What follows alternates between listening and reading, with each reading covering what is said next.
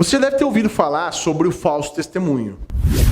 Existe muita confusão a respeito disso, não só no meio jurídico, que é o pior, né, porque são as pessoas que estudam a respeito disso e acabam muitas vezes tendo uma compreensão errônea, né, equivocada a respeito disso, como as pessoas também que ouvem de fora, especialmente porque é trazido pelos filmes americanos a figura do perjúrio, que no nosso país não existe. Quer saber mais sobre isso? Fica com a gente e anota aí.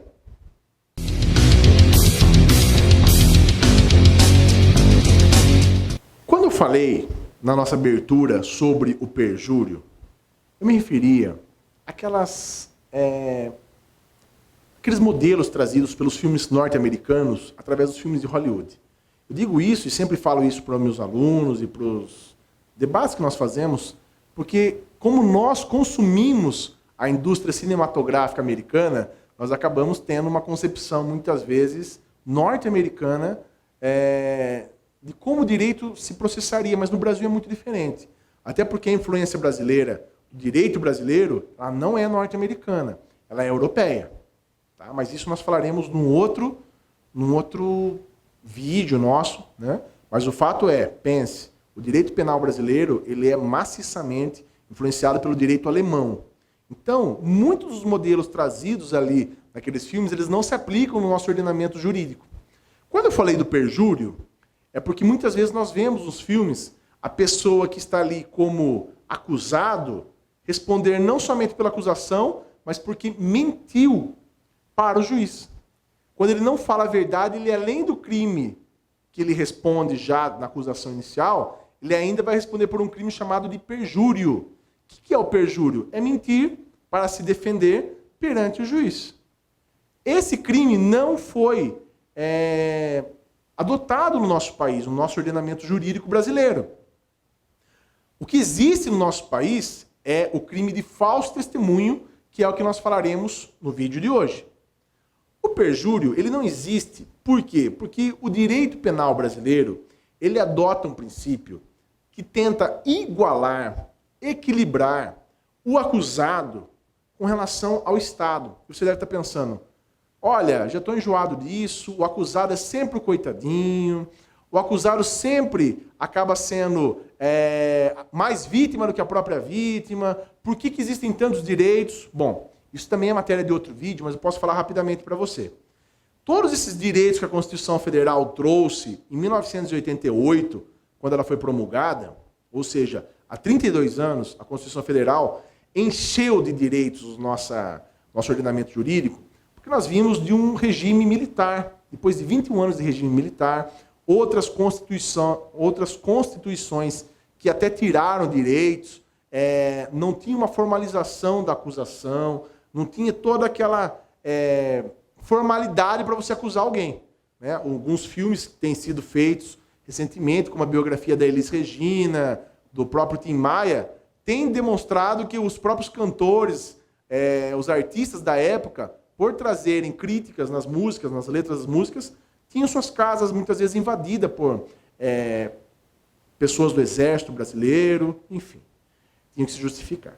Quando a Constituição de 88 ela foi promulgada, ela tentou compensar esse período no qual o Estado acusava qualquer pessoa por qualquer coisa e saía aí punindo sem nenhum critério sério. Sem contar que também havia um movimento mundial nessa ocasião que já vinha sendo tratado internacionalmente por conta do pós-Segunda Guerra Mundial, com a criação da ONU, com a questão do fascismo, do nazismo e de vários outros poderes totalitários pelo mundo. Então o Brasil, ele desde o início, ele já se prontificou a assinar alguns tratados internacionais, especialmente aqueles que versam sobre direitos humanos. E dentre os direitos humanos está o direito de que a pessoa pode se defender com defesa técnica, e dentre as formas pelas quais ela pode se defender, está que ela pode, inclusive, não dizer a verdade. Ela não é obrigada a concordar com a acusação que se pende sobre ela. Então, por isso que não existe no nosso ordenamento jurídico o crime de perjúrio. Quando o réu, quando o acusado, ele eventualmente mentir, ele está ali tão somente exercendo a sua ampla defesa, que é um direito garantido na Constituição Federal. Ok? Ah, eu não concordo. Tudo bem, mas é assim que são as coisas. Ok? Vamos lá. Crime de falso testemunho.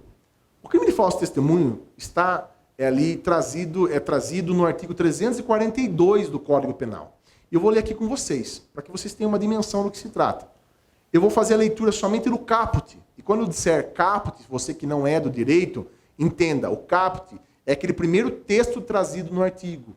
É a parte inicial, tá certo? Não os incisos, não os parágrafos, nem nada. Então, quando disser caput, entenda, é o primeiro texto trazido ali na descrição do tipo penal.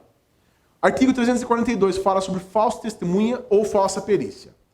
Fazer afirmação falsa ou negar ou calar a verdade como testemunha, perito, contador, tradutor ou intérprete em processo judicial ou administrativo, inquérito policial ou em juízo arbitral. Pena, reclusão, ou seja, cadeia. Reclusão de 2 a 4 anos e multa.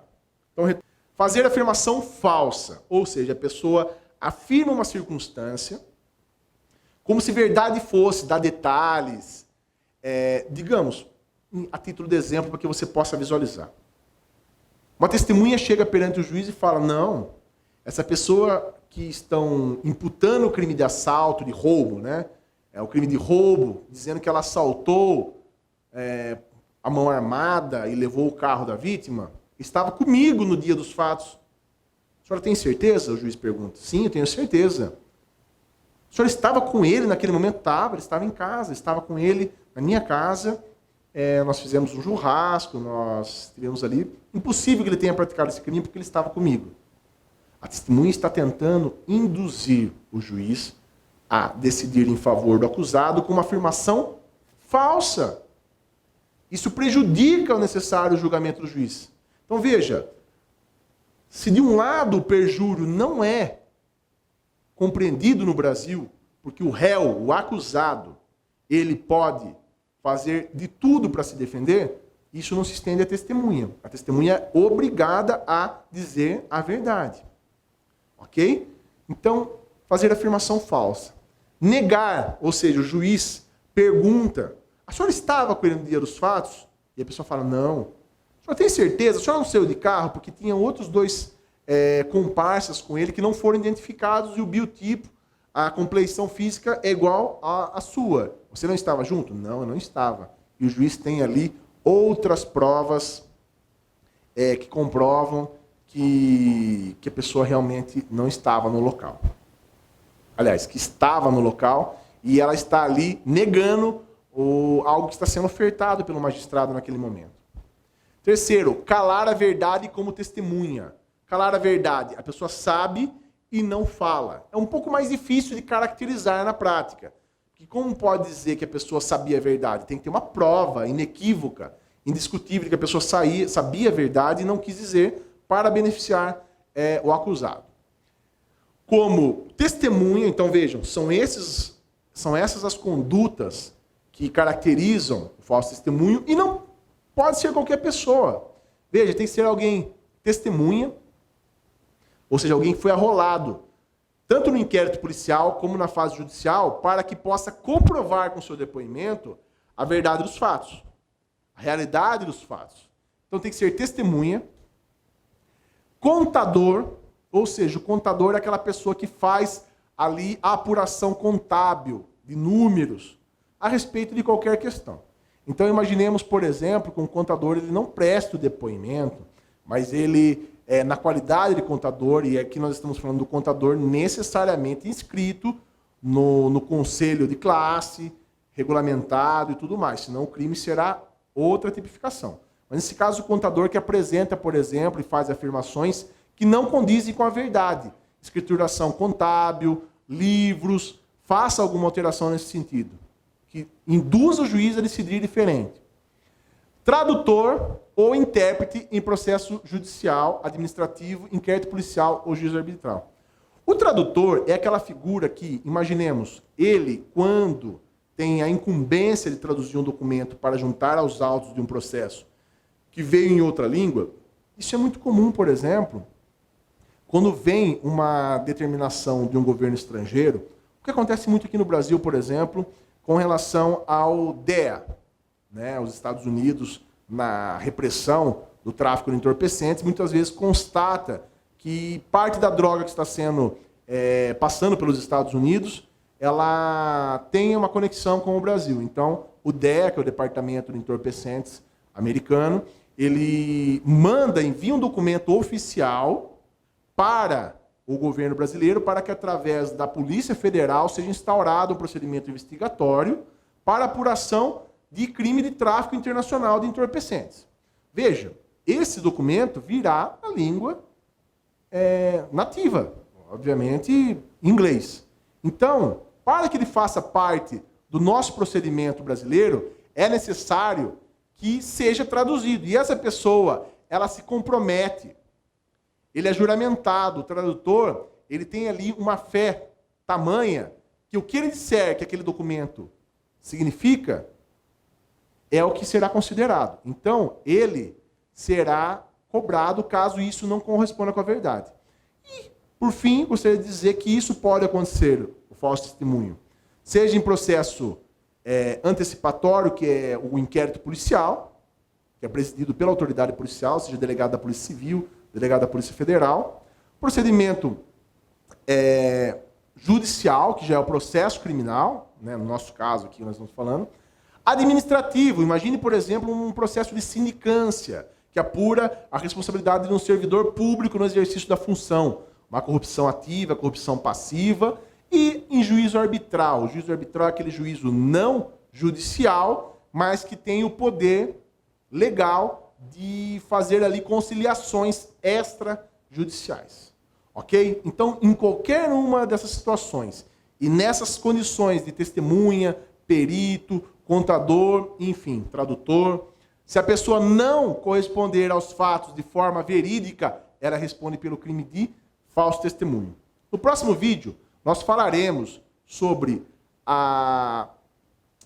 como vai ficar essa questão do falso testemunho e da prisão em flagrante, especialmente com as audiências virtuais, porque muito vinha acontecendo, e agora que as audiências virtuais, as questões ocorridas em audiência deverão ser repensadas por uma questão óbvia de que as pessoas não estarão juntas em tempo real, fisicamente.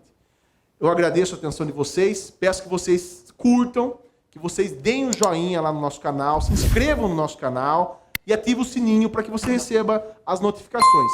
Todos os dias nós estaremos postando às 20 horas um vídeo novo e eu quero que você nos acompanhe, beleza? Um abraço a todos, valeu!